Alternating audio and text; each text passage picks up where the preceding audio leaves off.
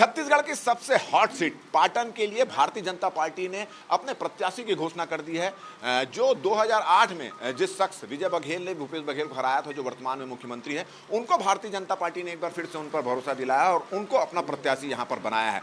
अभी हम पाटन में यहां मौजूद है और जैसे ही इस बात की खबर हुई कि भारतीय जनता पार्टी ने प्रत्याशी के लिए अपने चुनाव के लिए अपने प्रत्याशी की घोषणा कर दी, वैसी जो पाटन में राजनीतिक हलचल शुरू हो चुकी है। और आप भाई, हम खड़े हैं पाटन में और आप देख रहे हैं कि पाटन के निवासी हैं, जिसमें से कुछ भारतीय जनता पार्टी के कार्यकर्ता हैं, कुछ कांग्रेस के कार्यकर्ता हैं, सभी यहां पर मौजूद हैं। और ऐसा लग रहा है कि आज से ही पाटन की जो चुनावी रणनीति है, चुनावी रणभेदी पर बिगुल उन्होंने फूंक दिया है। और दोनों ही पक्ष के लोग, भारतीय जनता पार्टी और कांग्रेस, दोनों ही पक्ष के लोग जीत का दावा कर रहे हैं। कांग्रेसियों का यह कहना है कि कका है तो भरोसा है, मतलब भूपेश बघेल है तो भरोसा है, और इसी भरोसे की वजह से वो बोल रहे हैं कि यहां पर वापस जो है भूपेश बघेल जीतेंगे और कांग्रेस की सरकार बनेगी। वहीं पर भारतीय जनता पार्टी के कार्यकर्ताओं का कहना है कि भ्रष्टाचार हुआ है, वादे पूरे नहीं हुए हैं, और यही वजह है कि इस बार जिस तरह से 2008 में विजय बघेल ने भूपेश बघेल को हराया था, इस बार वही इतिहास दोहराएगा और यहां पर भारतीय जनता पार्टी जीत कर आएगी और यहीं से जीत की शंखनाद होगा और भारतीय जनता पार्टी की प्रदेश में सरकार भी बनेगी। भ्रष्टाचार मुख्य मुद्दा यहां पर रहेगा। भारतीय जनता पार्टी की, जैसे आपने सुना, कि भ्रष्टाचार का मुद्दा वो बनाएंगे और उनका कहना है कि जो इतिहास 2008 में रचा गया था, वही इतिहास इस बार फिर से रचा जाएगा।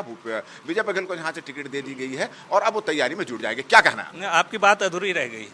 मैं ये बताना चाहता हूँ, 2000 में इन्होंने हराया था, 2013 में हमने भी हराया था, 2018 में भी हमने हराया था और इस बार भी हराएंगे, गारंटी है इस बात की।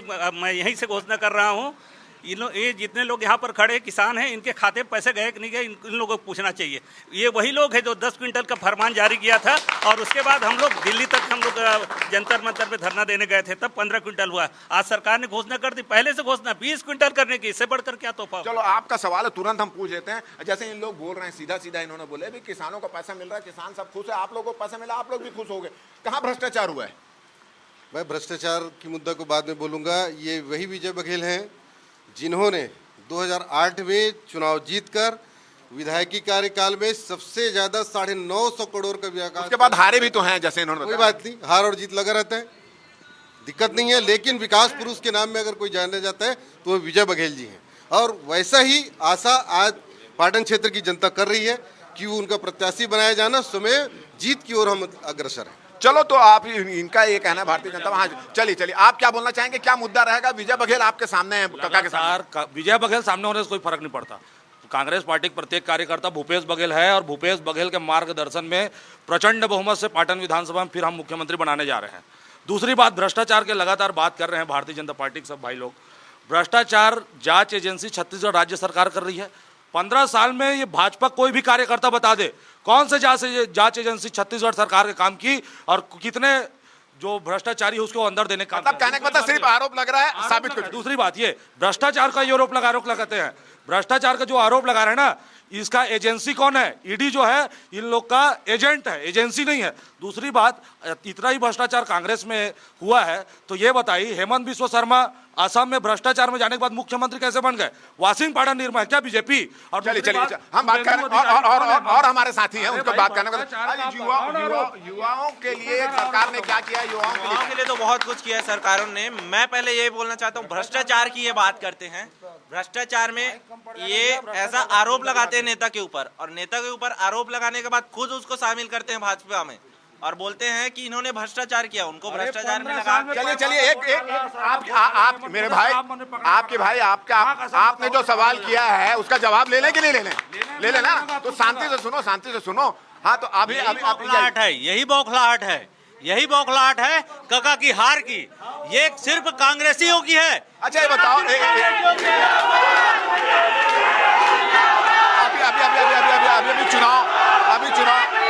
अभी चुनाव नहीं आया है, चुनाव में अभी समय है।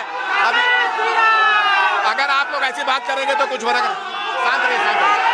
आपने बोला, ये बोल रहे हैं कि भारतीय जनता पार्टी में आने के बाद लोग दाग मुक्त क्यों हो जाते, भ्रष्टाचार खत्म क्यों हो जाता है? नहीं, ऐसा नहीं है, ये बिल्कुल गलत सोच है। कोई भारतीय जनता पार्टी की घटना से जुड़ नहीं होती। मैं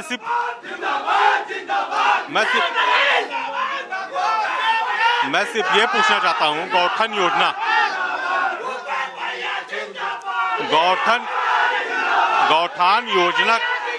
तो आप देख रहे हैं कि टिकट अभी फाइनल हुई है भारतीय जनता पार्टी की और उसके पहले यहाँ पे माहौल तैयार हो चुका है। हर आदमी ऐसा लग रहा है कि आज से ही चुनावी शंखनाद शुरू हो चुका है। टिकट अभी केवल भारतीय जनता पार्टी ने फाइनल की है, मगर अभी माहौल अभी से बनना शुरू यहाँ पर हो चुका है। मुद्दे की बात हो रही थी। एक बड़ी बात कांग्रेसियों ने की है कि भारतीय जनता पार्टी भ्रष्टाचार का आरोप लगाती है, मगर जैसे ही नेता भारतीय जनता पार्टी में प्रवेश करते हैं तो वो दाग साफ कैसे हो जाते हैं। तो ये बहुत सारे मुद्दे हैं जो चुनाव में उठेंगे और निश्चित रूप से पाटन में चुनाव का क्या माहौल होगा उसका एक नजारा आपको यहाँ पे देखने को मिल गया। खबर विभाग में फिलहाल इतना ही। मेरा कैमरामैन नजीर खान मुझको दे इजाजत और आप देखते रहें खबर विभाग।